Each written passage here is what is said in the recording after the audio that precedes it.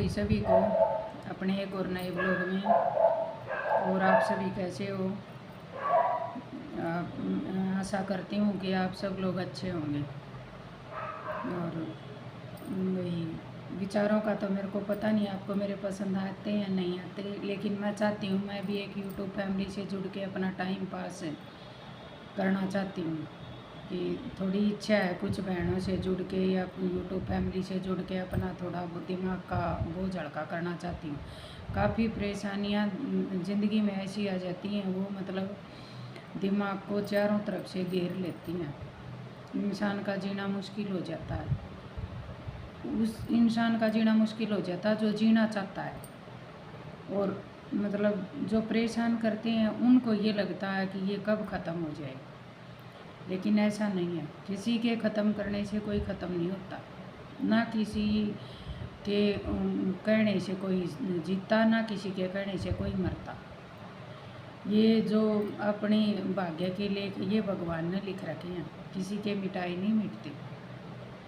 कोई कितना भी प्यारा क्यों न हो, जैसे अपने ही माँ बाप लगा लो, माँ बाप से प्यारा कोई नहीं होता, लेकिन वो भी अपने भाग्य के कर्मों को तो नहीं टाल सकता। वो तो अपने को भोगने ही पड़ती है। माँ बाप सिर्फ पौधा तैयार करके न एक पेड़ बना देते हैं, बाद में उसकी टहनियों का फल लगेंगे नहीं लगेंगे, लोग ईंटें मारेंगे, पत्थर मारेंगे, या उसके पत्ते तोड़ेंगे, या उसको जड़ से काटेंगे, उसका माँ बाप कुछ नहीं कर सकते। किसी माँ बाप की नहीं चलती, खाली जी जला सकते हैं वो, ऐसे नहीं चलती। और ना ही किसी भाई बहन के, किसी के भी भाग्य के, मतलब भाग्य एक टाइम जब दुखी करता है तो किसी की भी नहीं चलती। आदमी की, बेटा बेटी की, या माता पिता की, भाई, कोई भी रिश्ता किसी को मतलब किसी के कहने से सुखी नहीं कर सकता, ना किसी के कहने से दुखी होता। हाँ, दुखी करने वाले काफ़ी लोग अपने मन में खुश हो जाते हैं कि हम इस बात को ऐसे वो करेंगे तो ये दुखी हो जाएगी, लेकिन वो कुछ टाइम के लिए, ज़्यादा टाइम नहीं टिकती वो उनकी खुशी। किसी के द्वारा दिया हुआ दुख ज़्यादा टाइम नहीं टिकता, किसी को दुखी करके ली हुई खुशी ज़्यादा टाइम नहीं टिकती। तो ये मैं खास कर लेडीज़ के ऊपर बताती हूँ। जो लेडीज़ के ऊपर उंगली उठती है उसके जन्म लेते वो पहले कन्या होती है, फिर लड़की बनती है, फिर वो लेडीज बनती है, फिर वो देवरानी जिठानी बनती है, फिर वो सास बनती है। जब तक मतलब उसका काफ़ी रूप बदल जाते हैं कि वो कब, एक लेडीज़ की भी गलती होती है, मतलब जो पैदा होती है तो उंगली उठती हैं कि लड़की होगी, तब का तो क्या पता, उस बेचारी को पता होता है कि तेरे होने से भी घर वाले खुश नहीं हुए। लेकिन जब जब वो बड़ी होती जाती है तो उसके जीवन पे उसका असर होता जाता है। लेकिन जब वो मतलब किसी और अपने मतलब उपाधि पर बैठ के किसी और को परेशान करने लगती है, तब इन बातों को भूल जाती है कि तू भी एक कन्या थी, या लड़की बनी या लेडीज बनी, ये याद नहीं रखती। सिर्फ आप ही एक उंगली दूसरे की साइड करेंगे तो 3 उंगली अपनी साइड होंगी। उन उंगलियों को अगर कोई पहचान लेगा तो ना तो कोई किसी को परेशान करेगा, और ना ही किसी के करे से दूसरा परेशान होगा।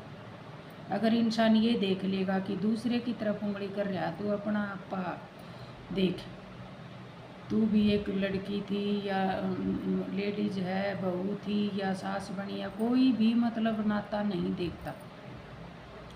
बस लेडीज़ में एक या भगवान ने पता नहीं क्या डाल दिया, सहन शक्ति भी जितनी दी है तो उतनी मतलब मर्यादा पार करने की भी दी है। जब उसका हाथ में कमी मतलब वो आ जाता है, उसका हाथ में जब थोड़ी बहुत चौधर आ जाती है, तो वह नहीं सोचा है कि बस तेरा हाथ में तो इनको दबाने की चौधर आ गई तो ये भी इनका जी न रौंद दे। ऐसा कुछ नहीं है। कुछ दिन के लिए खुश हो लो, लेकिन ज़िंदगी भर कभी कोई कुछ नहीं टिकता। और रही ये वही पावर वाली बात, तो पावर मेरी ख्याल से तो लेडीज़ के हाथ में तो वो मरी जाती, कभी आती ही नहीं। ज़्यादा अपनी पावर से किसी को परेशान करने वाली लेडीज़ की पावर नहीं होती। वो अपने जन्म में परेशान भी रहती है कि तूने तो ये काम किया था, उसको दुखी करने के लिए, पता नहीं वो दुखी हुई या नहीं हुई, वो ऐसे परेशान रहेगी। किसी को परेशान करके देख लो, हम भी खुश नहीं रहेंगे। ये खास कर बेटी के ऊपर है। कि बेटी की ज़िंदगी को ऐसे मत मानो। प्लीज़ आपसे रिक्वेस्ट करती हूँ, एक मतलब बेटी के बगैर ना तो घर चलता, ना संसार चलता, ना कुछ भी नहीं होता एक लड़की के बगैर।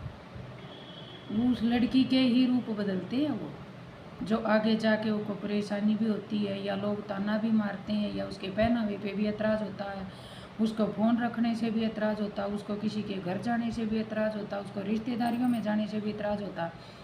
वो वही लड़की है जो घर चलाने वाली होती है और समाज चलाने वाली होती है। ये उन लोगों की गलतफहमी है कि वो ऐसे नहीं कर सकती, वो ऐसे नहीं कर सकती। जब अपने ऊपर पड़ती है ना, तो करने को कोई भी कुछ कर सकता है। ऐसा किसी के माथे पर नहीं लिखा हुआ होता कि भाई ये काम नहीं कर सकता, ये कर सकता। और मतलब दुनिया क्या देखती है, बाहरी रूप देखती है इंसान का कि बाहर से ये अच्छा है, बड़ा समझदार है। अंदर के रूप तक दुनिया जाती है ना, बहुत टाइम लग जाता है, काफ़ी दुनिया नहीं जा पाती, नहीं पहचान पाती। लेकिन वो बाहरी रूप देखेगी ना, उसी हिसाब से मतलब पाप की भागीदार बन जाएगी। अंदर का रूप जो जिसका पहचानता है ना, उसी को पता होता कौन इंसान कैसा है। लेडीज है, लड़का है, बेटी है, बेटा है, पति है, भाई है, बहन है, कोई भी है, अंदर के रूप को कोई नहीं जान पाता। तो लड़की को कैसे जान लेते हैं? लड़की का तो मतलब गली में अगर 4 लेडीज गली में, एक लड़की कॉलेज जा रही है ना, तो कॉलेज तक पहुंचेगी तब वो 4 लेडीज उसका भविष्य ऐसे छाप के रख देंगी जैसे उन्होंने ही उसको जन्म दे रखा है, उन्होंने ही उसको के लेख लिख रखे हैं, उन्होंने ही आगे का मतलब आगे तक का भविष्य तैयार कर देंगे। अभी ये कर रही है तो ये कल को क्या करेगी, अभी ऐसे कपड़े पहन रही है तो कल को क्या करेगी, अगले घर में ये क्या करेगी, किसी को नचाएगी, किसी को रुलाएगी। अरे तुम्हारे को क्या पता, और तुम अपने अंदर क्यों नहीं जा करी? तुम भी तो एक लेडीज हो। ऐसे तन ढकने से इज्जत नहीं ढकी जाती, इज्जत ढकी जाती है अपना मन ढकने से। तन में बुरका पहन लो, लेकिन बुरका पहनने वाली भी हमने कोठों पर नाचती देखी हैं, अय्यासी करती देखी है होटलों में। ऐसा नहीं तन ढक लिया तो वो लेडीज़ खराब नहीं होगी। किसने बोला? अपने मन को ढको गलत करने से पहले। इंसान कोई भी है, बेटा है, बेटी है, किन कोई भी इंसान है, अपने मन को ढको कि हाँ हमें ये गलत नहीं करना। हम गलत नहीं करेंगे और दूसरे के ऊपर सोचना भी नहीं गलत है।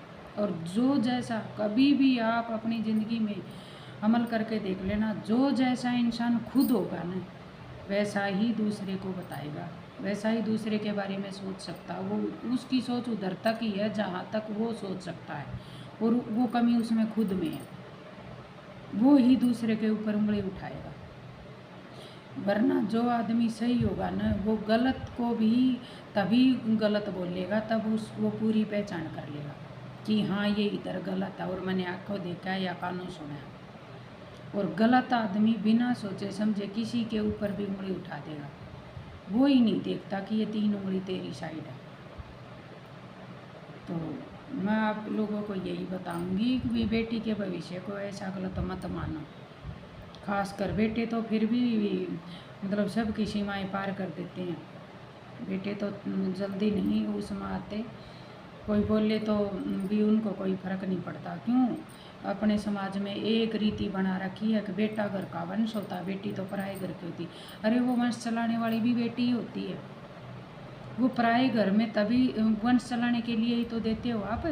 क्यों देते हो? बेटी की शादी होते ही ये इंतज़ार करने लग जाते हैं बेटी को कब बच्चा होगा, कब बच्चा होगा। लेकिन वो वंश ही तो चलाएगी, वो उनके घर का वंश चलाएगी। ये सोच गलत है लोगों की कि भी बेटे को तो, और खाने पीने में भी काफ़ी लोगों की अभी भी भावना है, मतलब आज से 20-25 साल तो पहले थी कि बेटी को ना खिलाओ, बेटे को खिलाओ। क्यों? मतलब बेटी का क्या भूख नहीं लगती, या उसका पेट नहीं है, या मतलब चलने के लिए हाथ पैर नहीं लाती, या क्या नहीं चाहिए बेटी को कि बेटी को वो मत करो, बेटी को ज़्यादा बढ़ाओ मत दो, या बेटी को ज़्यादा मत खिलाओ। मतलब बेटी का तो ऐसे मान लेती हैं। फिर उसको पैदा होते ही मत दूध पिलाओ माँ का। अगर आगे चल के पाप करना है तो कम से कम वो तो कम पाप होगा, जब उसको यही पता नहीं होगा कि तेरे माँ बाप कैसे थे, या कैसे तेरे को मार रहे हैं, कैसे तेरे को जलील करवा रहे हैं, कैसे और लोगों से मतलब तेरी बेइज्जती करवा रहे हैं, वो सवाल नहीं उठा रहे, इससे अच्छा उसको जन्म लेते ही मार दो। इसलिए मैं तो हर माँ बाप से रिक्वेस्ट करती हूँ, बेटा बेटी बराबर होते हैं और इनको बराबर मान के चलो। ना ज़्यादा बेटे को बढ़ावा दो, ना ज़्यादा बेटी को बढ़ावा दो। बेटी के की जन्म से और लास्ट ज़िंदगी से एक बार आप शांत मन से सोच के देखो, बेटी के साथ आप क्या कर रहे हो किसी और के कहने से। बेटी कभी भी माँ बाप को बुरी नहीं लगती, कभी भी। एक टाइम बेटा फिर भी हो जाए, बेटे के लिए फिर भी ये सोच लेते कि ये बुढ़ापा में हमारा क्या सेवा करेगा, लेकिन बेटी के लिए हर माँ बाप यही सोचता कि बुढ़ापे में बेटी हमारे को पूछेगी। लेकिन तब उनकी सोच कहाँ चली जाती है, तब वो दूसरों के कहने से अपनी बेटी के ऊपर गलत सही भी थोपने, खुद भी थोपने लग जाते हैं और थोपते हैं, उनको भी मना नहीं करते, उनको भी सपोर्ट करते हैं। तब उस माँ बाप की भावना और सोच दिमाग कहाँ चला जाता है। वो दूसरे बोलने वाले कम पाप के भागीदार हैं, माँ बाप ज़्यादा पाप के भागीदार हैं कि दूसरों के हाथों अपनी बेटी के ऊपर उंगली उठवाएं।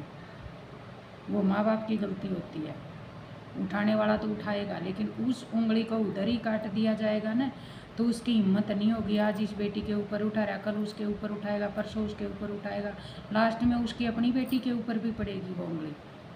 क्यों? ऊपर वाला देखता है, हिसाब बराबर करता है। किसी के ऊपर भी उठा के देख लो उंगली, वो उंगली एक दिन खुद के ऊपर पड़ती ही पड़ती है। तो आज की वीडियो इधर तक ही समाप्त करते हैं। कोई गलत वर्ड हो तो कमेंट में बताना, और कमेंट करके बताया करो भाई कोई गलती हो तो, और सब्सक्राइब करो, लाइक करो, कमेंट करो, शेयर भी किया करो अगर विचार अच्छे लगते हो। अगर कोई बात गलत भी लगती हो तो कम से कम कमेंट में बताया करो, ताकि हम अपनी गलती को सुधार लें। राम राम।